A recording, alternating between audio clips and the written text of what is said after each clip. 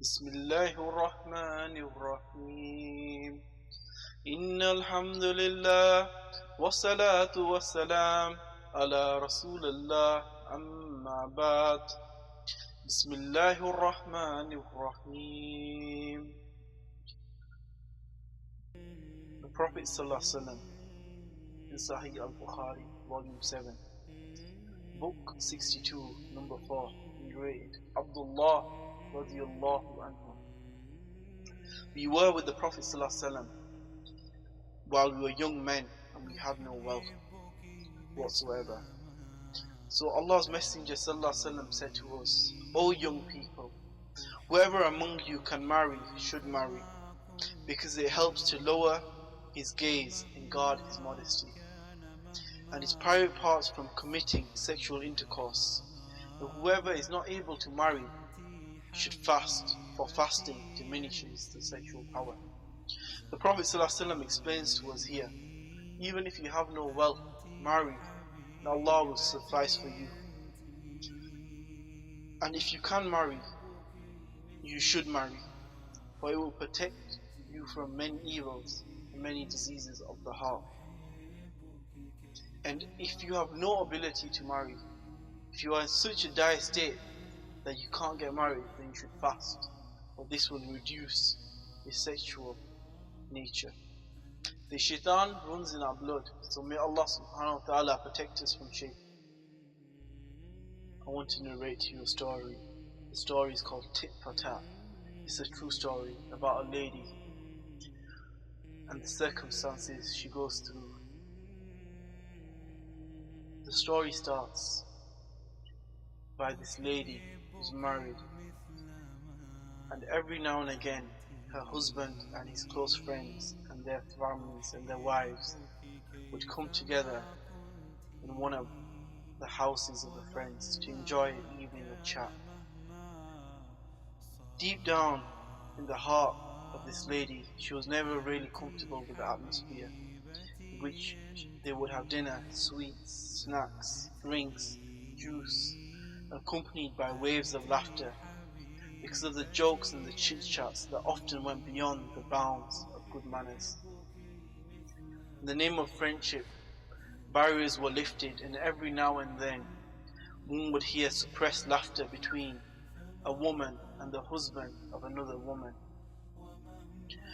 And the jokes were too much to deal with. There was no sense of shyness, and sensitive subjects such as sex and women's private parts were the usual topic, and this was accepted and even regarded as desirable. Although she indulged in this along with them, her conscience made her feel guilty. Then the day came when it became clear how ugly and filthy this atmosphere truly was. The telephone rang, and she picked up the phone. She heard the voice of her husband's friend saying hello. Then she apologized and said her husband was not home. But then he replied, I don't want to speak to your husband, I want to speak to you. She was shocked. Soon he came out with the words, I would like to have a relationship with you. She cursed him and she put the phone down. But before she could put the phone down, he laughed and said, you are showing me good manners, but what are the manners of your husband? Go and see what he is doing. After she put the phone down, she began to think that this man was just trying to destroy her marriage. But it was too late. He had sown the seeds of doubt into her mind, and he had succeeded in putting doubt into what was a good relationship and a good marriage. Shortly after that, a major disaster struck. She discovered her husband was cheating with another woman, and it was a matter of life and death as far as she was concerned.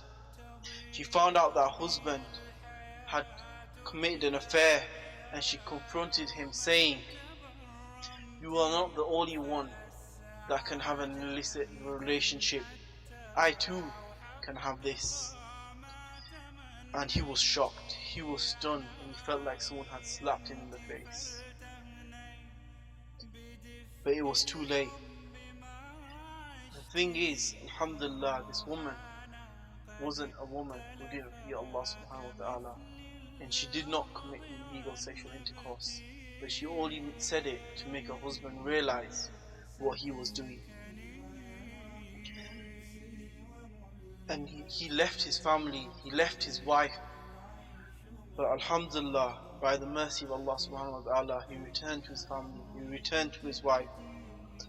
But the wife, in her heart, she felt, how can I still love this man? How can I still respect this man the way I used to respect him? And then she truly understood what it felt to have your heart wounded. And she says now that it still bleeds of regret and rage at the filthy atmosphere that she was in due to the free mixing. It still bears testimony to the fact that they call it innocent get-togethers. In reality, anything but innocent were these get-togethers. And she says her heart still begs for mercy from Allah Azza wa Jal. So we realize from this story, attraction between genders can occur in any circumstance, no matter how much men and women may deny that. The attraction may start within the bounds of Sharia and end up going beyond the bounds which Allah subhanahu wa ta'ala says is acceptable. Every person must protect himself by marriage and seeking strength in Allah subhanahu wa ta'ala. He is not safe from the snares of shaitan, even if he is married. Even though a person may be able to guarantee himself, he cannot guarantee the works of the opposite gender or the third party. Finally, there is nothing good in free mixing, and it does not bear fruit as they claim. Rather, on the contrary, it corrupts the sound thinking and creates diseases in the hearts.